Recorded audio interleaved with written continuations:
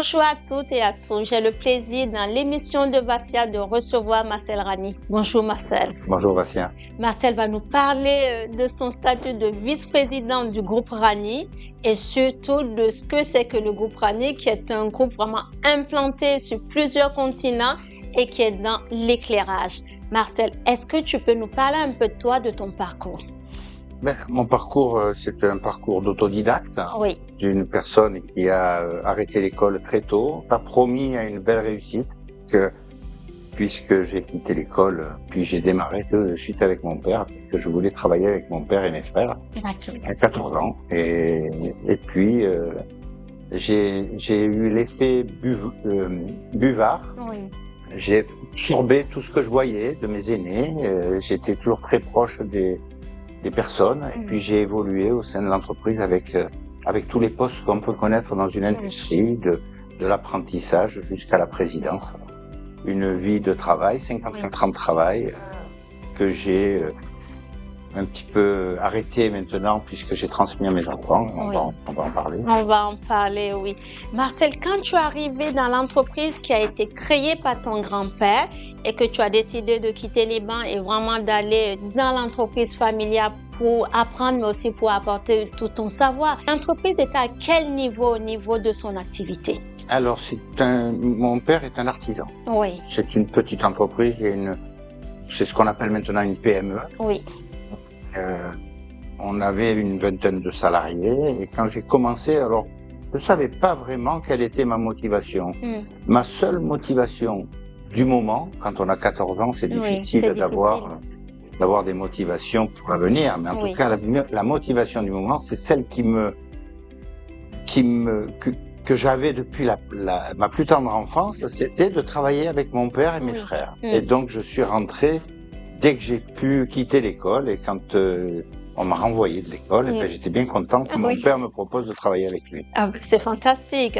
À l'époque, l'entreprise a été créée en 1927, donc bientôt 100 ans.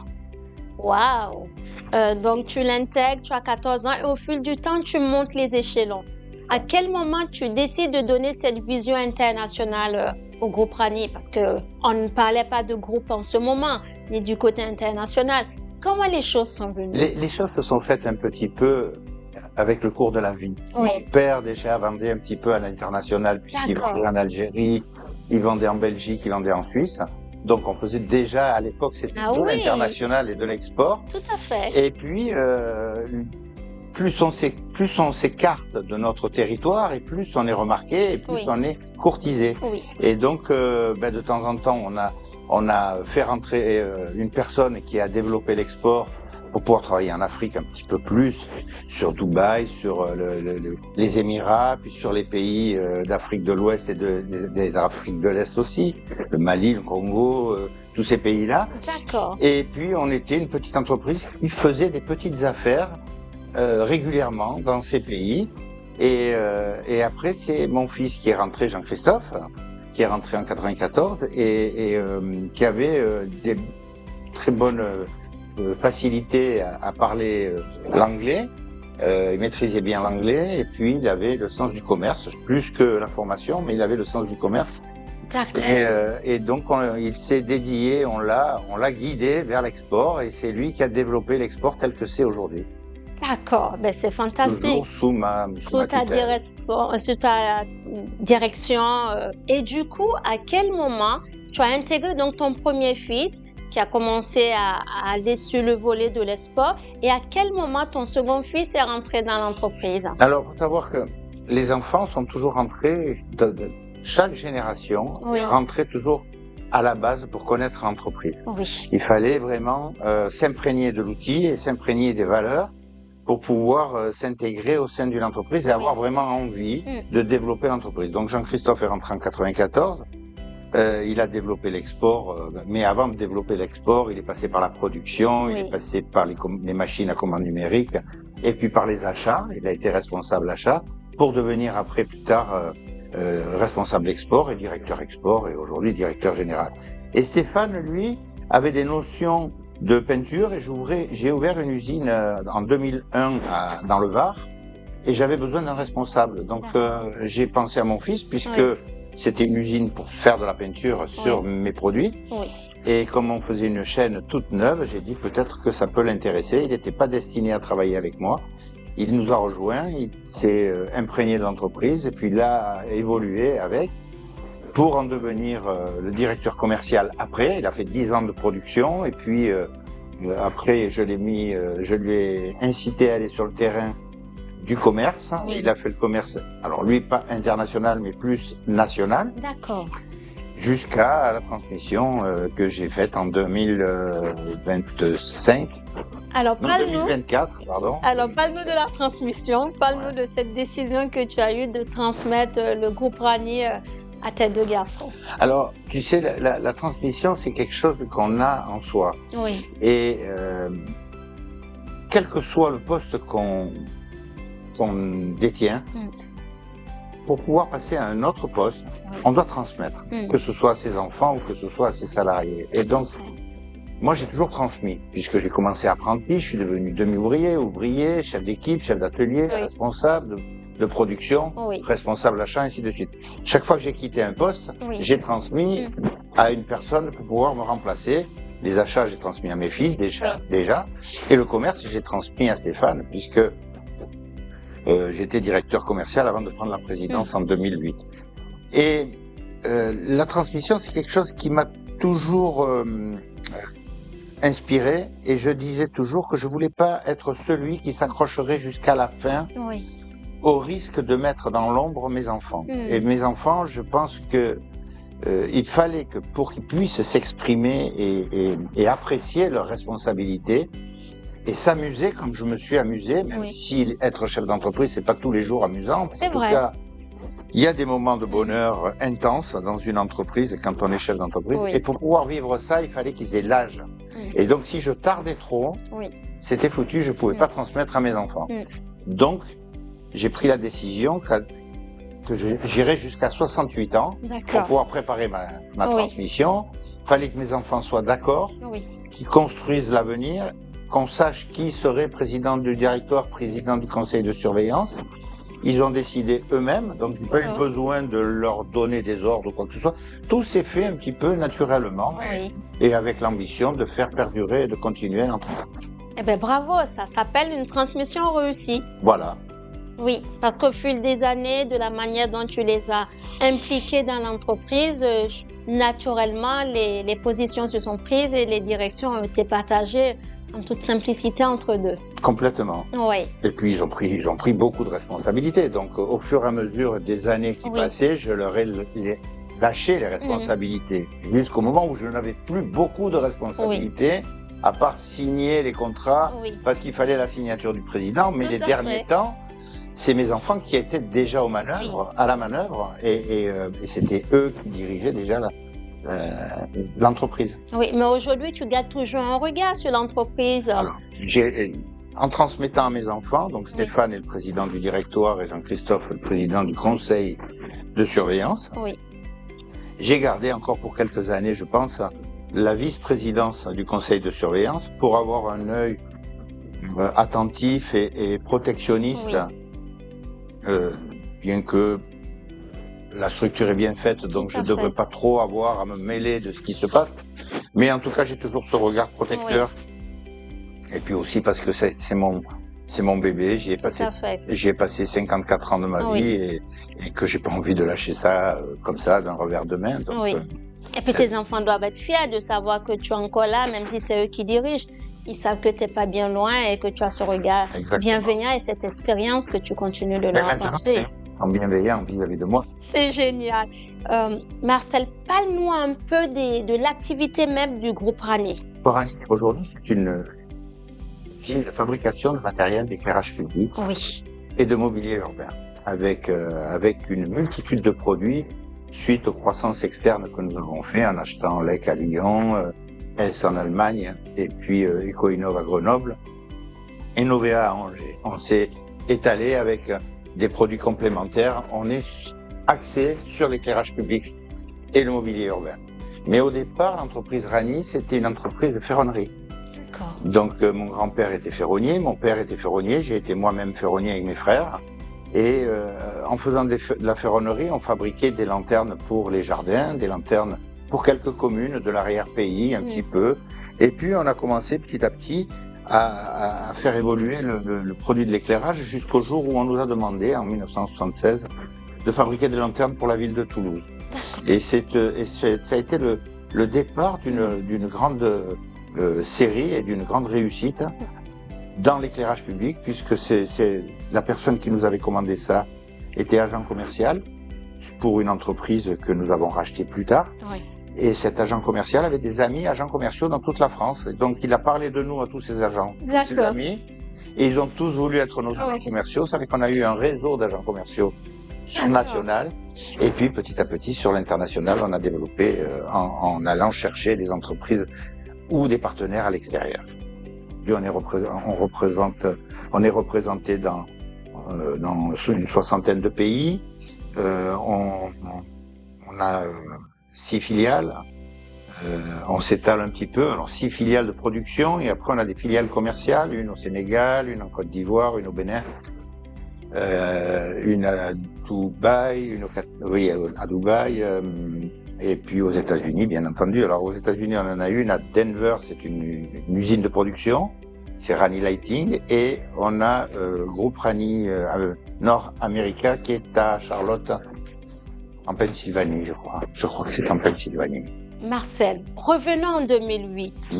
Est-ce que tu peux nous parler de la place de l'entreprise du groupe Rani en 2008 et ce que le groupe est aujourd'hui, du nombre de salariés que tu avais à l'époque, du chiffre d'affaires qui était réalisé et maintenant de son agrandissement et de son positionnement, son rayonnement international? Alors, quand j'ai repris en 2008, quand j'ai pris la présidence de l'entreprise en 2008, je l'ai prise avec mes 2 fils, bien entendu, et mes 2 nièces à l'époque. D'accord. Il ne faut pas les oublier parce qu'elles ont vraiment œuvré. Et j'ai pris la succession derrière mon frère aîné. Oui. Mes frères et sœurs qui ont pris la retraite, qui sont partis et qui nous ont laissé les 4 enfants, donc la 4e génération aux commandes avec moi comme président, puisque c'est ce qu'ils avaient décidé à l'époque. Et on a œuvré pour développer cette entreprise. Donc quand j'ai pris la présidence, l'entreprise était à peu près à une 20aine de millions et on avait à peu près 60 salariés. C'était très localisé, Cagnes-sur-Mer et Var, puisque c'était les 2 endroits où on avait les usines de production, Fayence et Cagnes-sur-Mer.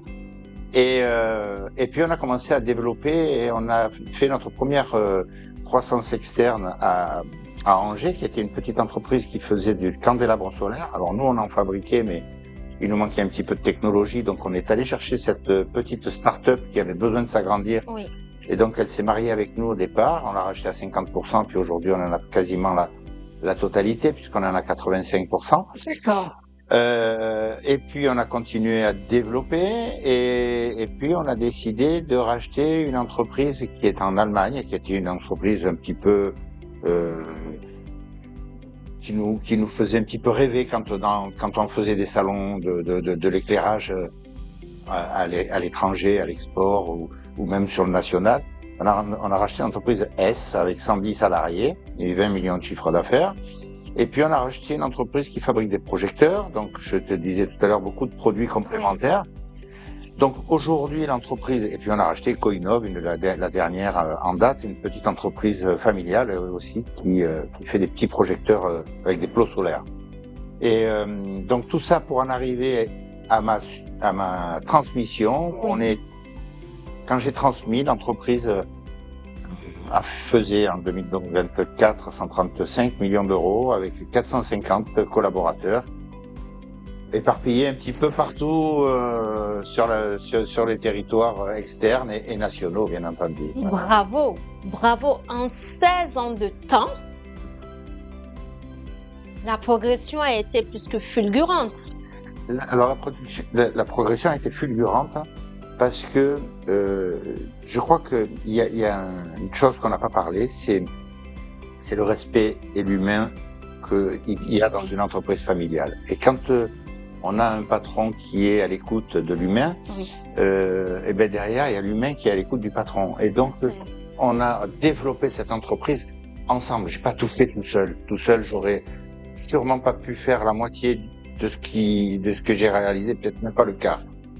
Mais je l'ai pu le réaliser parce qu'en fin de compte, à mes côtés, il y avait des personnes de confiance, mes fils, mes nièces, puis des responsables de production, des directeurs qui ont suivi le mouvement et qui avaient, de par mon ambition, qui se sont imprégnés de cette ambition de développer pour avoir un outil qui répondrait aux clients avec une multitude de produits et pour être polyvalent et pouvoir toujours répondre à une demande de quelque chose pour une commune.